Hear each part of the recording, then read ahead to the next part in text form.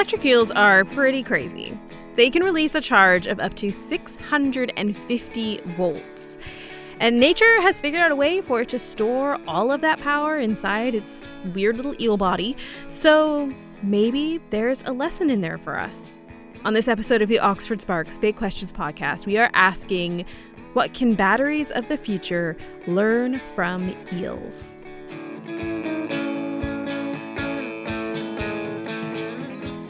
Hello, I'm Emily Elias, and this is the show where we seek out the brightest minds at the University of Oxford and we ask them the big questions. And for this one, we have found a researcher who is not freaked out at all by eels. I am Yujia Zhang. I'm originally from China, but now I'm doing my postdoc research in Oxford Chemistry Department. And my research has been always focusing on biointerface. Basically, previously I used bioelectronics a lot to fabricate skin electronics, wearable devices, and implantable electronics. But now I'm switching on to more iontronic side of it. Basically, I'm trying to develop an iontronic system to interface with cells and tissues. And eventually, I hope to implant my iontronic systems into animals to do the implantations and etc. Okay, so bioelectronics, that sounds like the stuff of the future. One of the things that you are looking at is batteries, right? Yeah.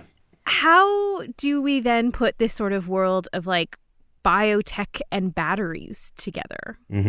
So speaking of bioelectronics or all those implantable devices, one of the key elements is the battery. That is because all the devices currently need some power source to perform their activities. Although we can use such as wireless energy transductions or some energy harvester, but I guess fundamentally batteries is still one of the main elements people need to develop. So that's why my research also focuses on developing these implantable batteries or sort of like bio batteries. Implantable batteries. Okay. So that is a key part of this. Yeah. This podcast is about eels. So how do eels come into the world of implantable batteries? Right. So it's actually a very interesting idea. So in nature, electrical eels is a fascinating animal because it can generate sort of an ionic power based on this biological mechanism. And therefore, we start to think of like maybe can we mimic electrical eel in terms of fabricating a biological or a bio-inspired battery and eventually to use that into our research and for biological applications. When you're looking at like a battery that we're sort of like in our kitchen drawers, I mean, that's pretty a mechanical way of like this thing touched this thing and it's in this fluid and then the energy comes through it. How does an electric eel work? Okay, so electrical eel is actually a very amazing animal. And in the electrical eel, it has this specific cell type called electrocyte. And how the electrocyte works is like on its cellular membrane, it has this different cation channels, and it can be asymmetrically open and close the sodium and potassium channel.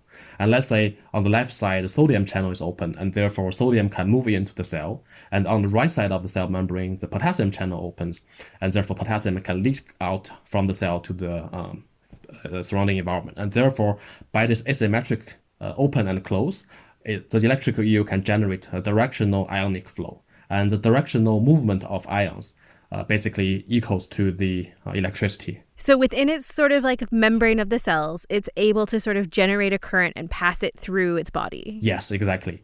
And for a single electrocyte, it could generate a voltage of around 150 millivolts. But in total, the electrical eel has thousands of those electrocytes together, and it could generate a voltage of 600 to 1000 volts. So it's a very large voltage. Yeah, that sounds like a lot of volts. Okay. So if you were to able then figure out how the volts are in that eel are working, in theory, you could turn that into a battery that would then like keep a pacemaker going or doing something else. Yes, exactly. The long-term goal is, of course, to use the device for that. And in terms of how we achieve that, so basically, as I said, the key of the electrical eel is membrane, right? And basically, if we want to mimic that, we need to create a device or how to use material to mimic that membrane structures. And in our work, the way we do it is we use droplets Basically, we use 3D printing technique to deposit droplets, and in those droplets, we can contain charge selective materials, basically mimicking the charge selective or the membrane channels of electrical eels. So within sort of one droplet, like you would see coming from an eyedropper, you would have all these different chemicals doing all these different reactions, mimicking what happens inside the electric eel. Exactly. And in those droplets, we can contain charge selective materials, basically mimicking the membrane channels of electrical eels. And by arrange different charge selective materials together in forms of droplets, we can mimic the membrane structures of electrical eel, and therefore we can generate output power. And that is the way we build our droplet batteries. When I think of a battery, I think of something that's like solid. So how does a droplet battery like stay together when it's obviously a bunch of like chemicals and things and ions and all these things sort of in a more fluid environment? So the key or the secret of how to fabricate this droplet battery is we deposit droplets into a lipid contained oil. And the lipid is exactly the same phospholipids as our cell membrane, so the main composition of our cellular membranes. And when we deposit droplets into the lipid-contained oil, those lipids will automatically surround each droplet. And when multiple droplets are placed together, they will form this lipid bilayer, basically a membrane structure in between of those droplets. And the membrane can protect the material diffusion. Basically, this is like we call it a compartmentalization process. And therefore, we can put droplets of different materials together without like worrying about the material mixture, etc. And all the materials can keep their initial compositions and place. And therefore, we can like deposit these droplet batteries. So is this droplet battery then similar to what the eel is doing naturally? Exactly. Basically, we use these droplets to mimic the cellular membrane proteins in the electrical eel.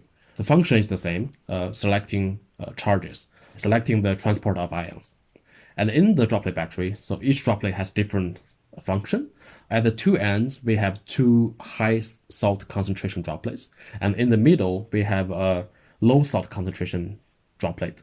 And between the high salt and low salt concentration droplets, we have a cation selective droplet and an ion selective droplet.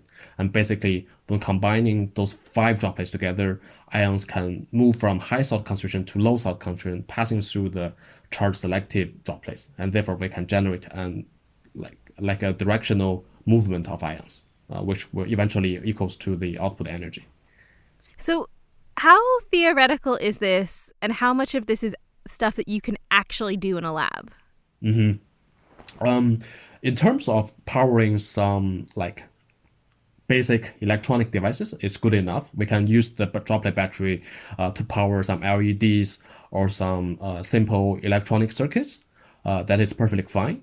But in terms of like long-term and large output use, because of the small size of the droplet battery, I need to mention for each droplet battery, the size is less than 1 millimeter, basically hundreds of micrometers.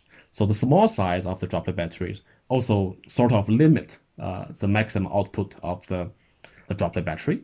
So the main goal of using it is due to we want to use it to power biological activities. And that is the main usage of our device. What other lessons do you think we can learn from eels that would help us make better batteries in the future? One major benefit of using this electrical eel-inspired battery is because it is a green energy source. If you think about the material, all the energy comes from the salt gradient, right? And the salt actually, or the gradient can be induced by any type of salts. It could be sodium chloride, just like the table salt we eat every day, or it could be some organic salt, or and basically any salt can be used for this. So the battery is a green energy source, right? And if you think about the lithium battery or other more conventional solid-state batteries, the materials are not really that eco-friendly or green. Yeah, sure. You're digging stuff out of mines. It's not really like great for the planet. Yeah. So the benefits are it's a green power source, and it could be very powerful to stimulate cells and tissues. And where are you at with this project? I mean, when will we start seeing droplet batteries being used in people or something like that? At the moment, we're still at the fundamental level. Basically, we're trying to develop better droplet batteries and trying to use it to study some basic biological questions, such as we try to stimulate different neurons, different cell types, cardiomyocytes, cancer cells, etc., etc. So that is the current state. But in terms of a long-term goal, in terms of translation, we envisage to potentially use it for more advanced biological systems, and that could be in the next decade. That's crazy. So, did you always like eels as a kid, or is this a newfound appreciation?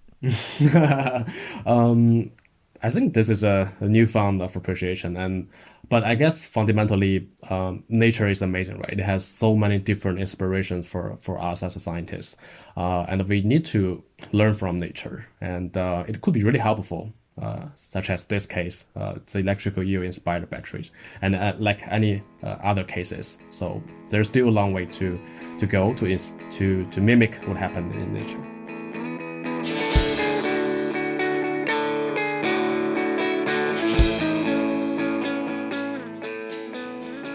This podcast was brought to you by Oxford Sparks from the University of Oxford, with music by John Lyons, and a special thanks to Yujia Zhang.